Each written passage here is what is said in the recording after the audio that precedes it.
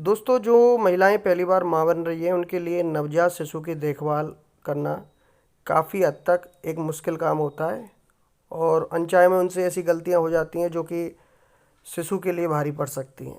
तो आपको इस वीडियो के माध्यम से बताऊंगा कि आपको नवजात शिशु की देखभाल कैसे करनी है। आज मैं आपको 10 तरीके बताऊंगा नवजात शिशु की देखभाल में आपकी सहायता करेंगे। पहला तरीका होता है स्तनपान के बारे में। बच्चे को समय पर स्तनपान करवाना बहुत ज़रूरी है।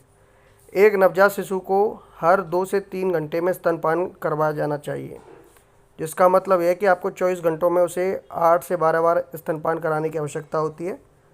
शिशु को जन्म के बाद पहले 6 महीनों तक केवल माँ का दूध ही पिलाना चाहिए। माँ के दूध में महत्वपूर्ण पोषक तत्व और एंटीबॉडी होते हैं जो बच्चे के स्वस्थ रहने और विकास के लिए आवश्यक होते हैं। शिशु को कम से कम 10 मिनट के लिए स्तनपान कराएं। अपने बच्चों के होठों के पास स्तन को तब तक रखें जब तक वह मजबूती से पकड़कर चूसने ना लग जाए। यदि शिशु सही ढंग से स्तन को मुंह में लेता है तो माँ को उसके निप्पल्स में कोई दर्द नहीं होगा। शिशु को दूध पिलाने के बाद स्तन कम भरा हुआ महसूस होना चाहिए। यह एक संकेत है कि शिशु को पर्याप्त दूध मिल रहा है।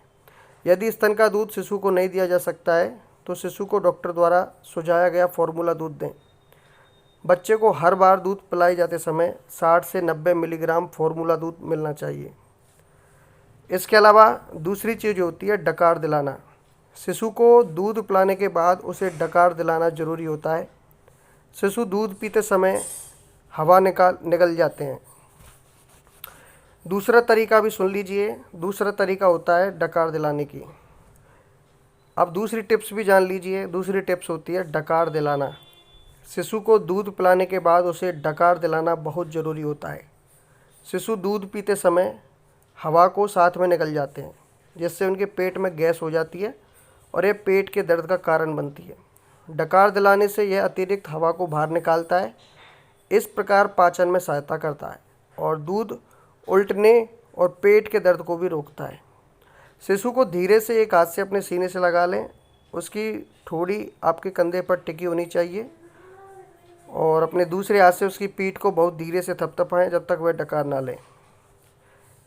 तीसरी टिप्स होती है कि यह सुनिश्चित करना आपके लिए बहुत ही महत्वपूर्ण है कि आप अपने बच्चे के सिर और गर्दन को एक हाथ से सहारा देते हुए उसे पकड़ रहे हैं। शिशु की गर्दन केवल 3 महीने की उम्र के बाद अपने दम पर सिर का वजन संभालने में सक्षम होगी। इसीलिए नवजात शिशु की देखभाल करते समय उसके सिर और गर्दन को सहारा देने पर ध्यान दें।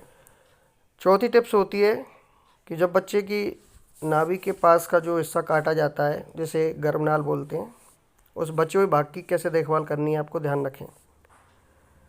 पहले महीने में नवजात शिशु की देखभाल का एक महत्वपूर्ण पहलू ये होता है कि नाभि रज्जु, उस चीज़ को नाभि रज्जु बोलते हैं, नाभि रज्जु के बचे हुए भाग की देखभाल करना सबसे महत्वपूर्ण पहलू है आपके लिए। शुरुआती 2 से 3 हफ्तों के लिए अपने शिशु को स्नान न कराएं। इसके बजाय गुनगुने पानी से उसे स्पंज स्नान दें। किसी कपड़े से या किसी भी चीज़ से स्पंज से स्नान दें। नाभि क्षेत्र को, जो नाभि का एरिया है, उसको साफ़ और सूखा रखें। बच्चे के डायपर को नीचे मोड़कर रखें ताकि नाभि सूख जाए। नाभि क्षेत्र में हाथ लगाने से पहले अपने हाथों को साफ़ करें। साफ़ करने के लिए नम कपड़े का उपयोग करें और एक साफ़ शोषक कपड़े से उस क्षेत्र को सुखाएं। नाभि रज्जु के बचे हुए भाग के क्षेत्र में संक्रमण के संकेतों पर ध्यान दें। अगर आपको कोई इन्फेक्शन वगैरह, लालिमा वगैरह दिख रही है, सूजन वगैरह, मवाद वगैरह दिख रहा है, तो आप अपने डॉक्टर से ज़रूर मिलें इस बारे में। या फिर नाभि क्षेत्र में कोई खून बह रहा है तो ये आपको विशेष ध्यान देना है इस चीज़ पर।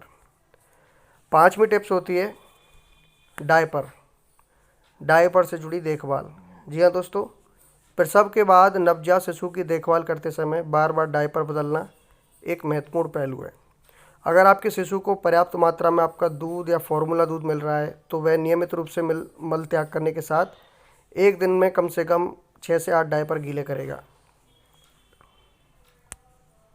5वीं टिप्स होती है डायपर से जुड़ी देखभाल। जी हाँ दोस्तों, प्रसव के बाद नवजात शिशु की देखभाल करते समय बार बार डायपर बदलना एक महत्वपूर्ण पहलू है। अगर आपके शिशु को पर्याप्त मात्रा में आपका दूध या फिर फॉर्मूला दूध मिल रहा है तो वह नियमित रूप से मल त्याग के साथ साथ एक दिन में कम से कम 6 से 8 डायपर गीले करेगा। जैसे ही उसका डायपर भरा हुआ महसूस हो उसे बदल दें आपको दिन में कम से कम 10 बार तक इसे बदलना पड़ सकता है। एक गंदे डायपर को बदलने के लिए आपको एक चेंजिंग सीट और वाइप्स वगैरह, डायपर वाइप्स आते हैं, और एक रेसेस क्रीम जो डॉक्टर आपको रिकमेंड करेंगे, बेबी पाउडर, ठीक है, इन चीज़ों की आपको ज़रूरत पड़ती है। यूटीआई को रोकने के लिए अपने शिशु को पीछे से आगे की ओर पहुंचने के बजाय आगे से पीछे की ओर पहुंचें। फिर अपने बच्चे को प्रत्येक दिन कुछ घंटों के लिए डायपर के बिना भी रहने दें। और छठी टिप्स भी जान लीजिए नहलाने के बारे में। नवजात शिशु को नहलाना एक नाजुक काम होता है। आपको नाभि रज्जु के बचे हुए भाग के सूखने और गिरने के बाद सप्ताह में 2 से 3 बार शिशु को नहलाना शुरू करना चाहिए।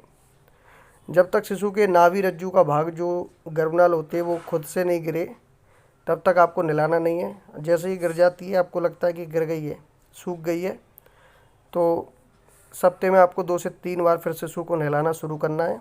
सुनिश्चित करें कि आपके पास शिशु को नहलाने से पहले स्नान कराने और कपड़े बदलने के लिए आवश्यक सभी सामान तैयार हो। सोने से ठीक पहले शिशु को स्नान कराना अच्छी और सुकून भरी नींद सोने में मदद करता है। आपको शिशु वाला बाथ टब, गुनगुना पानी, baby soap, body lotion, body wash और क्लॉथ्स जो आते हैं, तौलिया वगैरह, मुलायम तौलिया, बेबी लोशन, क्रीम, नई डायपर, ये जो सारा सामान होता है, किट आती है बच्चों की, आप अपने पास रख लीजिए इन चीज़ों को।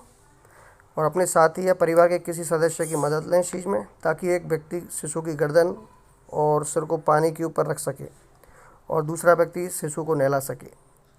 साबुन का इस्तेमाल संयम से करें। बच्चे के जन्नांगों, सिर, बाल, गर्दन, चेहरा, नाक के आसपास किसी भी सूखे स्लेम को सूखे कपड़े से साफ़ करें। अपने बच्चे के शरीर को गुनगुने पानी से धोएं। ऐसा करने के बाद बच्चे के शरीर को नरम तौलिए से सुखाएं, लोशन लगाएं और एक साफ़ डायपर और कपड़े पहनाएं। अब आती है बारी मालिश करने की। मालिश आपके बच्चे के साथ आपके बंधन को मजबूत करने का एक शानदार तरीका है। यह शिशु को सुलाने और ब्लड जो सर्कुलेशन होता है और पाचन में सुधार करने में मदद करती हैं ये चीज़ें। अपने हाथों पर थोड़ी मात्रा में बेबी ऑयल या लोशन फैलाएं। अब धीरे से उसके शरीर को सहलाएं। शिशु की आंखों में देखते रहें और उसके शरीर की मालिश करते समय उससे बात करें। शिशु की मालिश करने का सही समय उसके स्नान से पहले का होता है, ध्यान रखिए, सुबह के समय। आप दोस्तों 8वीं टिप्स भी जान लीजिए कि अपने शिशु के साथ खेलते समय कुछ बातों का ध्यान रखना चाहिए। अपने शिशु को ज़ोर से हिलाएं नहीं, क्योंकि उसके आंतरिक अंग अभी नाजुक हैं और तेज़ झटकों से उसे नुकसान हो सकता है। बच्चे को हवा में न उछालें, क्योंकि ये खतरनाक हो सकता है।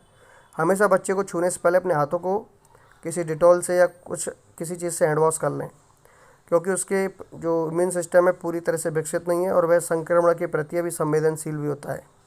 सुनिश्चित करें कि यदि आप उसे बाहर ले जा रहे हैं तो एक स्ट्रोलर, कार की सीट, ठीक है, या फिर जिसमें शिशु बिठाते हैं, जिस ट्रॉली बोलते हैं, वो आपके साथ होना चाहिए।